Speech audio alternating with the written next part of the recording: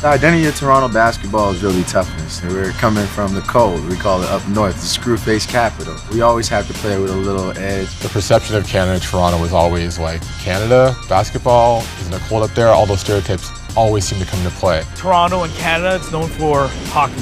You know, let's face it, it's known for hockey. We've always had an underdog mentality. I feel like always having to prove ourselves, always having to show that we're worthy. We play with a chip on our shoulder. That's kind of the spirit we play with. We've always felt from the beginning that we're second class. We get no love. We get no love. No matter what, it's like we got to fight every time. You have to play with something to prove, because the day you get complacent, this is where you're going to start to lose your edge that you have. There's always been tremendous talent in this city. I think 10 or 20 years ago, we were just fighting to gain access, learn about the system. Canadians were soft. Canadians didn't play defense. Canadians just were second class to the American. And so we had to go through the whole process of changing that mindset, because some of it was true.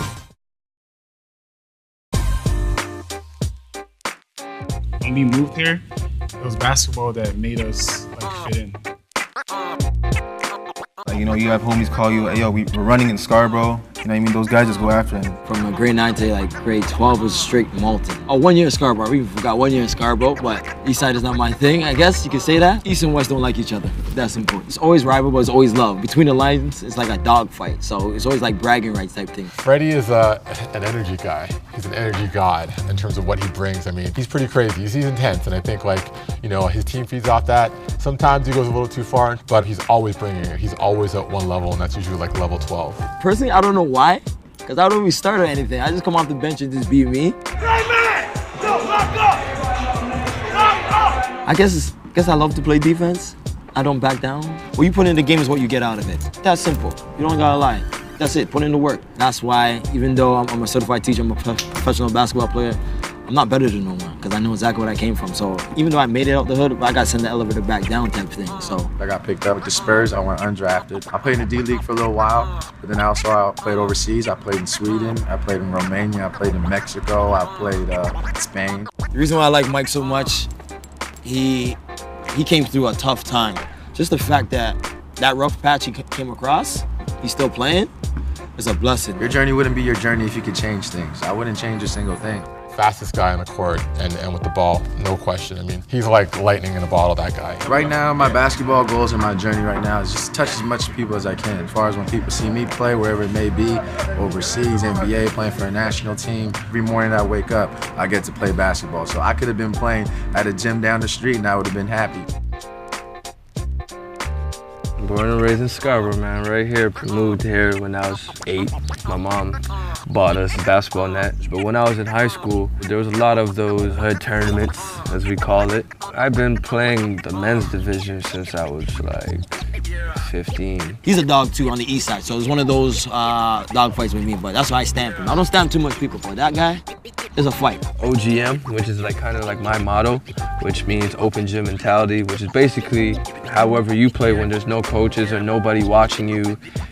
Have that same confidence when playing in a big game on a big stage, just to show them that guys from Canada and Toronto basketball players, we can hoop as well. When I first came to Toronto, basketball was almost non-existent. It was hockey prevailed. Everything was hockey. All my friends played hockey, so I played hockey. I grew up in Canada. I was born here. So hockey was a part of what I did. I played street hockey. I did that.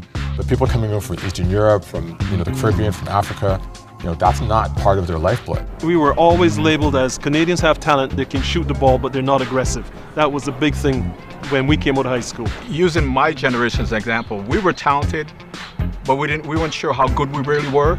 I think now the kids really know how good they are. They believe. They know they're on par with the Americans or anybody internationally. Basketball in Canada, it's on a trajectory right now. I think what really jump-started it, I would say, is, when the Crown came. Before the Crown League, other tournaments were more popular. People would look forward to certain tournaments in the summertime, but I want to say that now everybody just looks forward to the Crown League. I think the big thing about Crown League is that basketball has graduated in Toronto and Canada in terms of the players, the athletes who have gone to the NCAA, gotten the NBA. Maybe 10 years ago, there was only a handful of guys, a couple of guys. So now it's like these guys are playing at a high level, they're coming home, where are they going to compete? They can come here and play in this gym in front of people who have heard about them but haven't seen them. People don't know how many players that they have here that have played and have so much basketball experience that can help the next generation to come. Crown League provides is that opportunity and platform to see the best in the city play and go head to head and have fun doing it.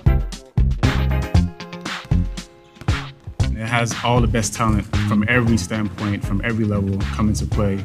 And basically, it's the perfect setting to prove yourself. The feeling of having it in your own city is just, man, it's nothing like it. You see it everywhere else. It's like, why can't we have it? Once they brought that to Toronto and they introduced the Crown League, it brings another level of just excitement and intensity and just another vibe to the city. It's like a reunion. It's like a reunion every Friday, and we get to go at each other like back in the days when we were kids, but now we have like some type of status. I guess we're play professional, and we get to go at each other again. When the Crown League came to Toronto, within the first year, okay, cool, we were playing, and then week by week would go by. People start coming, agents will start coming in. If you did work, you got a situation up for your next upcoming season. The Crown League definitely elevated the whole basketball culture. And basically, the Crown League is the platform in Toronto where who's better than who. This is coming from the MVP, first year, just saying. Just putting that out there. I mean, I'm his twin brother, and I felt that, so when he won, I won, so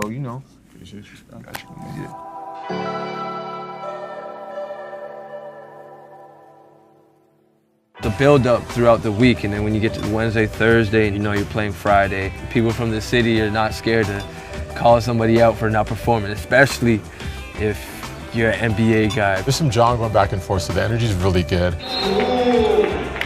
People talk a lot of trash. It's loud. Everybody's always talking smack to each other. I don't feel negative energy anywhere. I don't care who you are. Between the lines, you ain't no one. In terms of the growth of the league, I think it's really become like a Friday night spot, culturally. People come here to kind of hang out, and it's really become the heartbeat of the city. People come styled and dressed up. It looks like people are going to the club. They stack the whole entire gym. When the players come on, when we're on the court, warm up. Feels like an NBA game. It's where you want to be on a Friday night in summer, in Toronto, to be honest.